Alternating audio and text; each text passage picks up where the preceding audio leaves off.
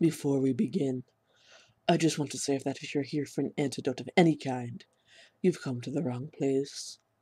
Assuming you really are aware of being stalked by a vampire of some sort, it's likely you're here to search for an antidote for a vampire bite. You may find several recipes that claim to be antidotes to vampire bites, but none of these will work, as far as anyone with knowledge of vampire knows. There is no cure for a vampire bite. Now that we've gotten that out of the way, do me a favor and don't overcomplicate things by reading this. After all, how much sweat does it take to put some garlic in a blender, disguise it as a banana milkshake?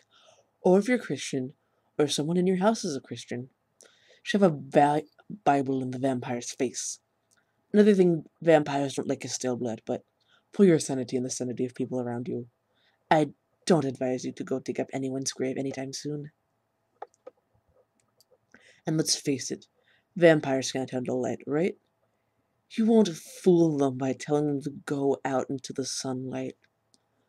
But these days you can buy torches, or even better, flamethrowers. I wouldn't hesitate to say an AK-47 would do the job too, as long as the bullets are silver. Hell, any decent weapon with bullets would do.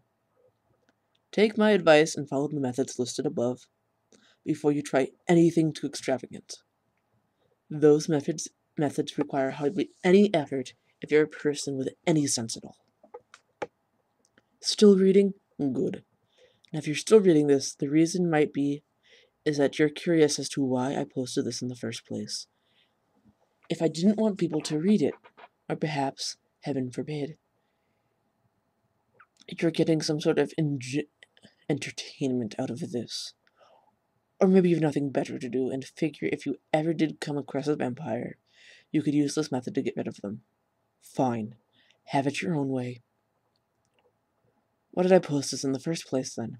Well, if you were someone truly desperate, someone up against a vampire that you'd exhausted every other method of killing imaginable upon, including the ones I mentioned above, mere words on a screen couldn't stop you from finding what you need.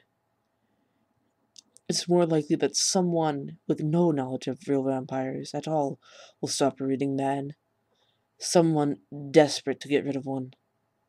I don't want too many unnecessary readers. I know that won't fool everyone, but it's worth a try. You see, a vampire's strength varies from vampire to vampire, despite the fact that there are only a few exceptionally powerful, harder to kill ones, and they're still out there. Mostly they disguise themselves as normal people, and isn't that hard either. There are the physical advantages, but vampires have their ways. Yes, many people have succumbed to, shall we say, average strength vampires. But in this day of social media and advanced technology, it's much easier to get rid of an average strength vampire than it was back in the mid-20th century. These more advanced strength vampires remain as hard to kill as ever. But I won't complicate things more than they already are. If you were really desperate, you'll know all this. For the sake of your trust, I won't guarantee the success of this recipe, but I can honestly say it worked for me every time.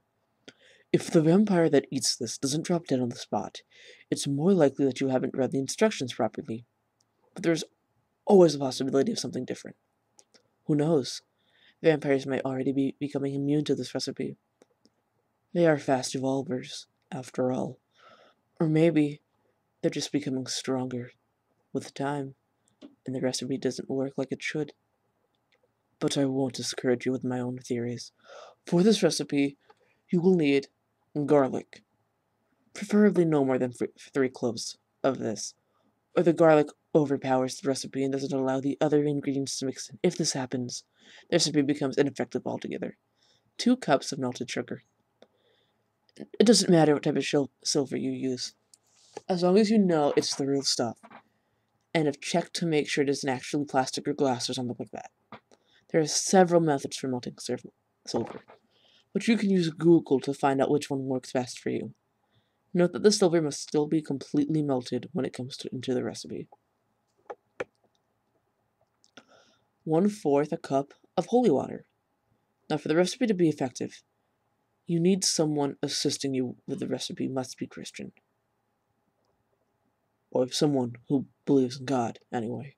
You cannot, for example, take holy water from a church and add it into the recipe believing it's ordinary water. You must have a Christian add it in for you, at least assist you while you add it into the recipe. 1 cup of curdled milk, unless you haven't already got a 1 month old milk carton lying around with milk in it somewhere. This ingredient might be a challenge. Like for melting silver, there are several methods of curdling milk immediately, most of them involving lemon or orange juice. This won't hurt, so again, use Google to find out what works best. 3 cups of fresh blood. Yes, you read that correctly. 3 cups fresh blood. An ingredient not for the faint-hearted. I'll leave it up to you to figure out how to get that blood. But let's hope for the sake of humanity that you don't take it upon yourself to murder someone. The blood has to be fresh, so you can't rob a grave or anything like that. This ingredient is included because, with so many other ingredients harmful to a vampire, it hides the scent of the other ingredients, and is what attracts the vampire in the first place. The blood cannot be animal blood either. Vampires, especially the ones we're dealing with here, are very good at detecting different blood types, and animal blood just isn't their thing. 1/2 cup of baking soda. This will do nothing to alter the other ingredients, but it just thickens up the recipe. 2 tablespoons of vinegar for extra spice. The method itself is probably the simplest part of the whole recipe, but how effective the recipe is on the vampire, or vampires, depends on how well you do it. Preheat oven to 220 degrees Celsius. Step 2. Place milk and garlic in blender, and blend until garlic is completely liquefied. Step 3. Transfer into a bowl. Add in baking soda and stir, making sure it completely dissolves. Step 4. Slowly add the blood and stir gently. This should take you at least 20 minutes. Step 5. Stir in the vinegar, closely followed by the holy water. Step 6. Add in the melted silver and whisk until it forms a dull red paste. Place in oven for 20 to 30 minutes and set in a cool, dry place.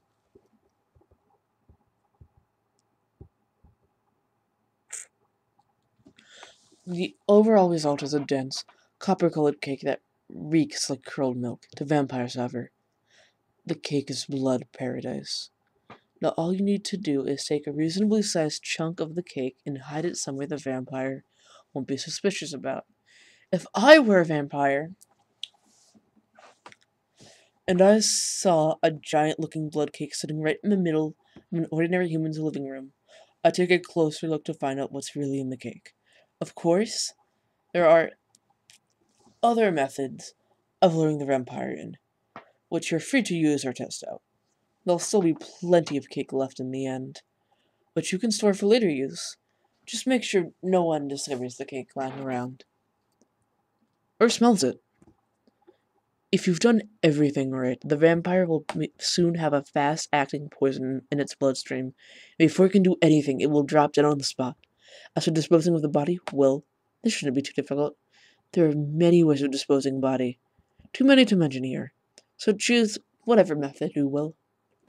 Nobody will notice the loss of another vampire. Even the vampires themselves won't notice. They're too absorbed in a world of their own. As for what happens to the vampire spirit after it dies, well, that's another story.